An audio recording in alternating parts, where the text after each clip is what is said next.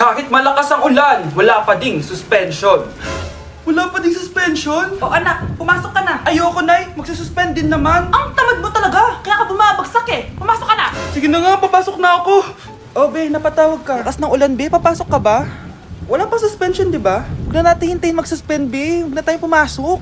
Oo, sige, be. Huwag na tayo pumasok. Di na naman papasok mga teacher natin. Walang papasok, ha? Oo, be. Huwag na tayo pumasok.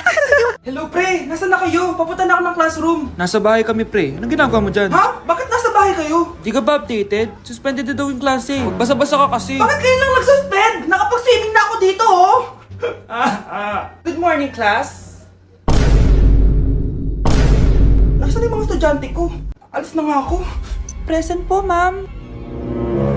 Ano po lesson natin today, ma'am? Patahimikin mo na ako! Diba binagsak mo ako dati, ma'am? Ako naman ang magpapabagsak sa'yo ngayon. Tumayo ka!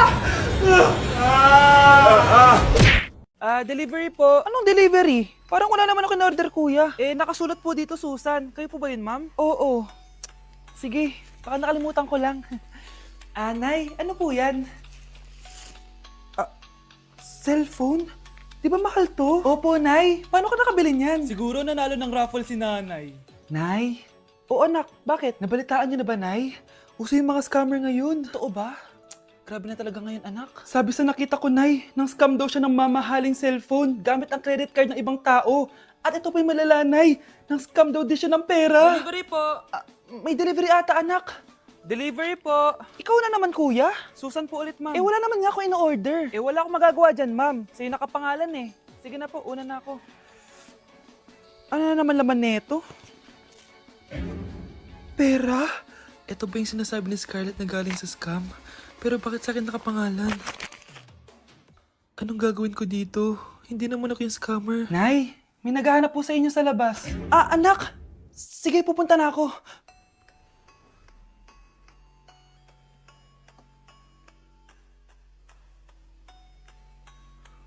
Hello po. Ano pong kailangan nila? Kayo po ba si Susan, ma'am? May natanggap po kasi akong report na kayo daw po nangi-scam. Scammer?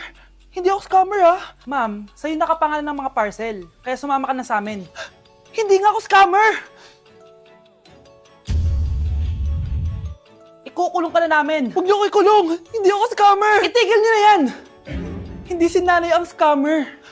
Pero nasa bahay na to, ang totoong scammer. Grabe ka talaga, anak. Best CEO Award. Deserve mo talaga yun. Thank you, Nay. Grabe ka na talaga, anak. Iba ka na. Oh, tara na. Naghihintay na yung mansion mo.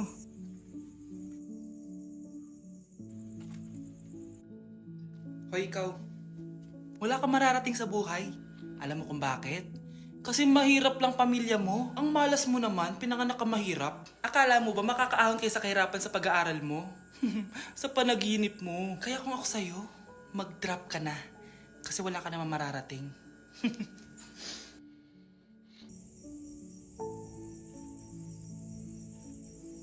Tara na, Nay.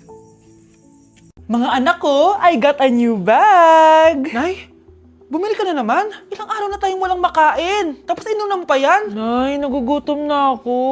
Kayong dalawa, wala kayong karapatang magreklamo, ha? Alak lang naman kayo ng tatay niyo sa una niyang asawa. Tatawag ko kay tatay. Akin na yung cellphone mo. Hindi mo na ito makukuha sa akin! Ate, natatakot na ako sa kanya. Eto, kumain ka na. Ate, ganito na lang ba talaga buhay natin? Hindi. Hahanap ako ng paraan para makausap si tatay. Love, padala ka naman ng 50,000, oh. Magbabayad kasi ako ng tuition ng mga anak mo. Tapos, ang dami pa nilang pinapabili. Tay, hindi totoo yan! Sinungaling siya! Wala na siya. Akala mo talaga makakasumbong ka? Talagang sinusubukan mo ko, ha? Walang iya ka talaga, tita! Ayan, diyan kayo nababagay. Ikukulong ko kayo dito. Wala akong pake kung anong mangyari sa inyo! Tay, tulungan mo kami. Ate, mamamatay na ba tayo dito? Tiwala lang, Kyle. Kakayanin natin to. Kyle? Ang taas ng lagnat mo. Tita, tulong! Dali natin sa hospital si Kyle! Ang ingay naman ng mga yun. May bago na naman akong bag. Kyle! Delivery po. Salamat naman, dumating na yung bago ko cellphone. Oh, ano pa ginagawa mo dyan? Binayaran ko na to sa online. Tama nga sila. Inuubos mo lahat ng pera ko sa mga luho mo. Ha? Ramon? Umuwi ka? Kukulong ko kayo dito. Wala akong pake kung anong mangyari sa inyo. Grabe ng pinagagawa ng babaeng to. Ginagawang hayop ang mga bata. Ramon, kailangan mo nang umuwi dito. Walang iya talaga yung si Rosa. Lumayas ka na dito Ayaw ko makita yung pagmumukha mo. Tsaka lahat ng mga pinambibili mo, bayaran mo to sa akin. Tapos na ang maliligayang araw mo. Scarlett! Scarlett! Tay! Kyle! Okay na si Kyle. Buti na lang, agad niya siya nadala dito. Sorry mga anak. Kung alam ko lang, uuwi ako agad. Tay, ang importante, nandito ka na. Yay! Nandito na si tatay! Makakain na ulit tayo ng masarap, ate! Huwag kayong mag-alala, anak. Hinding-hindi na kayo malalapitan ng babaeng yon. Pangako. Ganda ko dito, oh. Sino yun? Nasaan na yun? Bata, okay ka lang ba? Kanina ka pa kasi nakatayo dyan eh. Pwede mo ba ako tulungan? Tulungan saan? Nawawala kasi yung kwintas ko. Dito ko yun nawala. Bigay kasi yun ng nanay ko sa akin eh. Sige tara. Saan mo ba kasi yun uling nakita? Dito lang yun banda sa puno. Kwintas? Kanina pa ako paikot-ikot dito sa punong to. Wala namang kwintas eh. Sure ka ba? Bata? Walang yung batang yun na. Iniiwan ako dito. Pinaglalaroan lang ata ako. Uwi na nga ako. Hi, Scarlett. Kagulat ka naman. Paano ka nakapasok dito sa bahay namin? Tara, hanapin na natin yung kwintas. Saan ka ba kasi pumunta kahapon? Bigla ka nawala eh. Hindi ko din alam eh. Oo, tara, hanapin na natin yung kwintas mo. Yay! Anong kulay ba kasi yun? Kulay silver yung kwintas. Silver?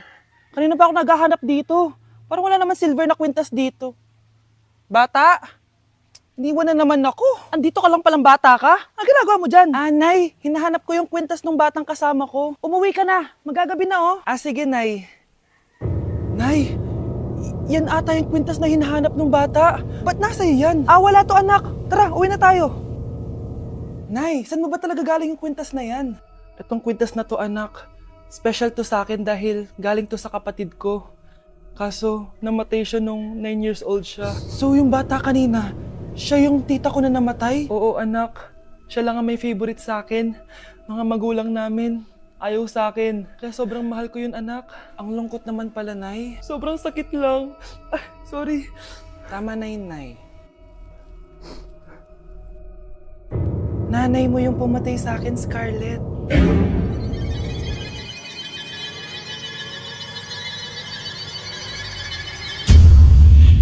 Okay, class. Mag-a-announce ako ng scores. Scarlett, 20 over 20 ka. Yes, perfect. Pero minus 5 ka na kasi ganyan yung tsura mo. Ano?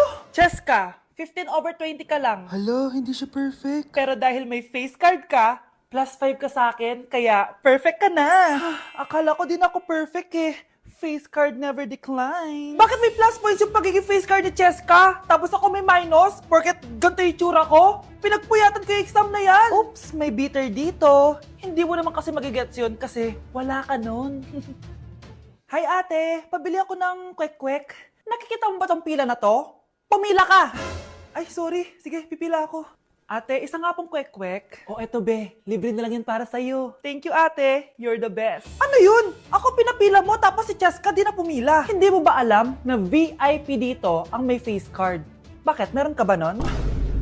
Face card pala ang gusto nyo ha. Bibigyan ko kayo ng face card. Okay class, mag-exam tayo. Cheska, exempted ka na sa exam kasi may face card ka. Good luck guys ha. Huwag niyo masyadong galingan. Ma'am, exempted din ba ako? Dame un qué. Scarlett? Grabe ang face card. Exempted ka na rin, Scarlett. Thank you, ma'am. Ako lang dapat ang face card dito sa room. Ako ang tunay na face card. Nay, ito pala yung manliligaw number 1 ko. Approve ba sa'yo? Hello po tita. So, ikaw pala yung manliligaw ni Scarlett? Ano ang kaya mong ibigay sa anak ko? Hindi man po ako mayaman. Pogi naman ako. Pas sa walang pera, sa daming luho ng babaeng to, hindi mo mabubuhay yung anak ko. Di naman importante yung pera na eh. Basta pogi. Next! Lu, mukhang pera to oh. Hi, tita. So, anong kaya mong ibigay sa anak ko? CEO yung tatay ko. Meron po kaming sports car, tapos malaki po yung bahay namin. Mayaman pero mukhang mabaho. Charger to ah! Bibigyan sana kita ng 1 milyon. Bahala ka dyan. 1 milyon? Hoy, babalik ka dito! Nay, puro ka next. Gustong gusto ko na magka-jowa. Siyempre, gusto ko yung perfect na lalaki para sa'yo, anak.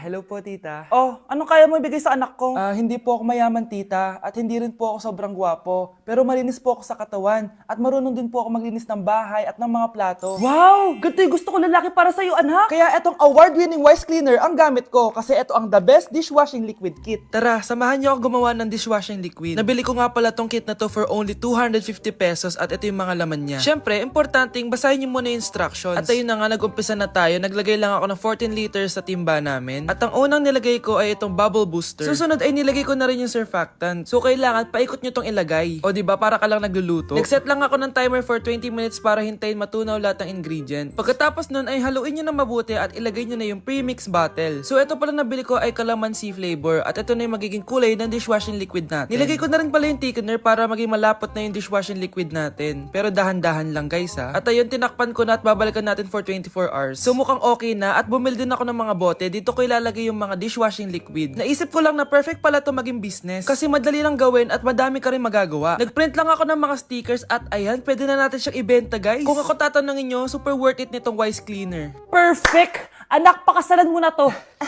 Sige. Pwedeng kiss the bride na agad. Dapat may 5 apo na ako bukas, ha? Maawa ka naman sa kifi ko, Nay.